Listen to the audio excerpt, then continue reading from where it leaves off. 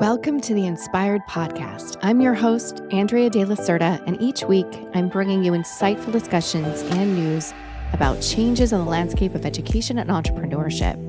As a 22-year entrepreneur, corporate executive, business coach, and leader, I mentor a community of change-making men and women to get out of their box and step into their true calling to make the biggest impact. This podcast is all about empowering women, navigating life's twists and turns, and stepping into the fullest version of who we are meant to be. Today's topic is one I know so many of us can relate to. What happens when we let fear guide our decisions? If you're like me, fear has shown up in your life disguised as logic, practicality, or even safety. It whispers, "Don't try that. It's too risky," or "What if you fail? What will people think?"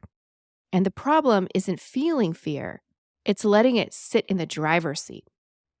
Today, we're going to explore what happens when fear takes over, how we can recognize it, and most importantly, how to stop letting it lead our decisions. So let's dive in. First, fear is such a natural part of being human. It's our brain's way of trying to protect us. Back in the day, it used to keep us safe from literal danger, like predators or unsafe conditions. But now fear often shows up in more subtle, complex ways. So instead of running from a lion, we're avoiding sending that email or pitching that idea or starting that business because it feels just too big or too scary. So let's break this down a bit. When fear guides our decisions, we're not just avoiding risk, we're also avoiding growth. We stay in jobs that don't fulfill us because we fear the uncertainty of leaving. We avoid having tough conversations because we fear rejection or conflict. And we even hold ourselves back from pursuing dreams because we feel failure, or, believe it or not, sometimes we actually fear success. Fear isn't always loud. Sometimes it's sneaky, quietly convincing us in the back of your mind that staying small is safer. Can you relate to any of this that I'm saying?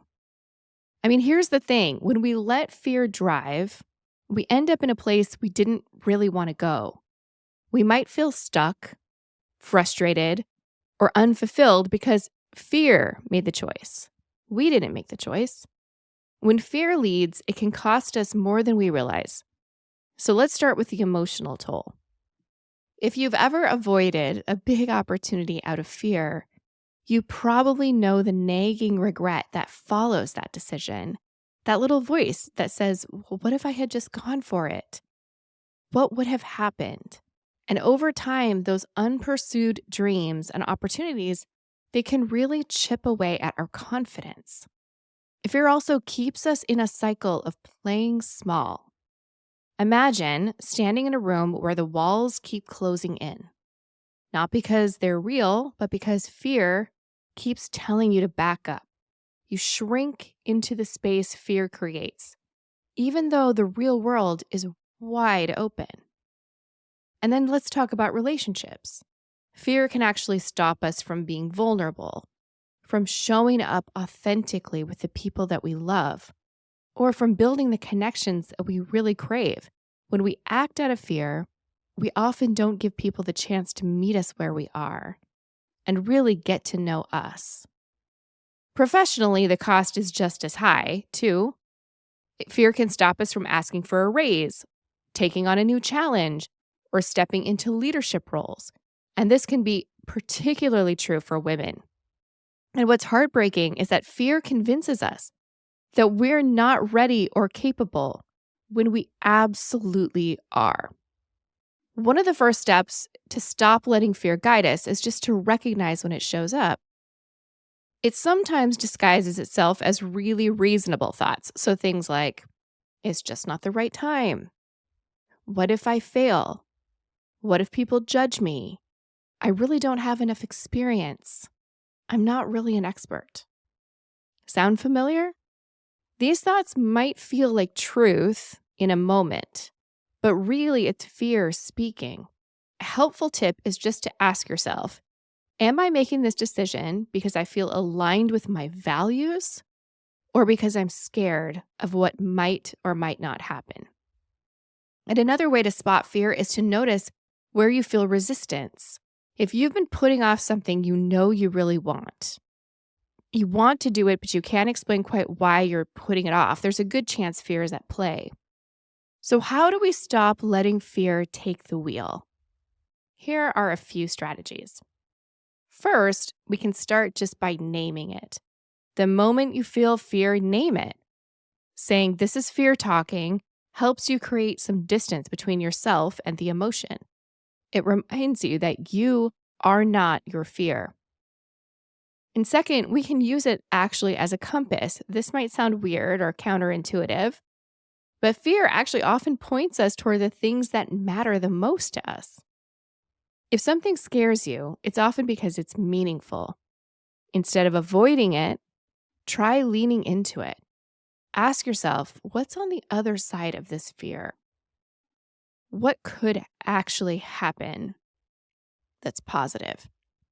Take some small steps. If you don't have to dive headfirst into your biggest fear, but if you take one small action that moves you closer to your goal, that's a small step. Each step builds momentum and confidence. Another strategy, try reframing failure. What if failure wasn't the end, but part of the process? Many of the most successful people in the world credit their failures for teaching them resilience and creativity. Failure is not a stop sign, it's a stepping stone. And then finally, lean on community because fear thrives in isolation. So remember that, surrounding yourself with people who believe in you, who remind you of your strengths and who encourage you to push forward. That's the community that you need. As women, we're so much stronger when we're there to support one another. I want to quickly share a quick story. Early in my career at an ad agency in Los Angeles, I was offered a big opportunity to lead a project for a very high-profile client. And it led up to this formal presentation to a very large group of people. And I was excited initially that I was trusted to lead it, but also equally terrified. I thought, what if I mess up? What if I'm not good enough?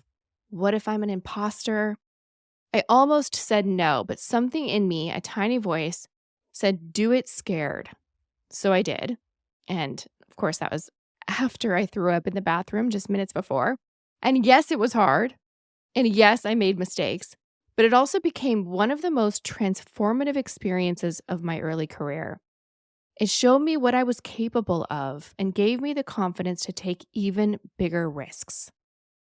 Because just because it was hard didn't mean it wasn't possible. And looking back, I'm so grateful I didn't let fear win. That experience taught me that fear isn't a stop sign, it's a signpost pointing us toward growth. Here's what we should remember. Fear is normal. It's part of being human. But it doesn't have to lead your life. The next time fear shows up, try to see it as an opportunity, a chance to grow, to learn, and to actually step into your power. You are stronger than your fear. You're capable, resilient, and full of potential. Trust yourself. You have everything you need, even when it feels scary. And know that you have a community of women here to support you every step of the way. Thank you so much for joining me on this episode of the Inspired Podcast.